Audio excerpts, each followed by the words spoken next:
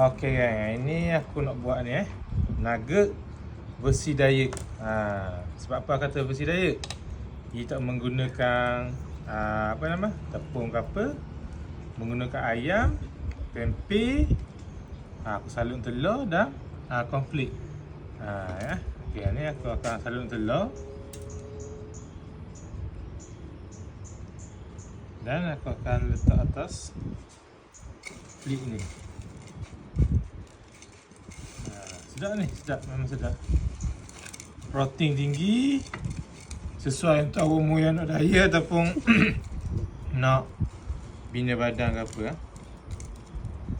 Macam tu. Betul lah pandai nak buat kena. Lepas tu nanti aku akan bakar dalam oven suhu lebih kurang 180 selama lebih kurang 10 minit macam tu.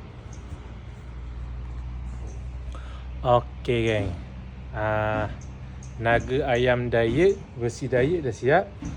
Kalau kita tengok ni golden brown. Oh sedap. Bismillah. Crunchy. Memang sedap.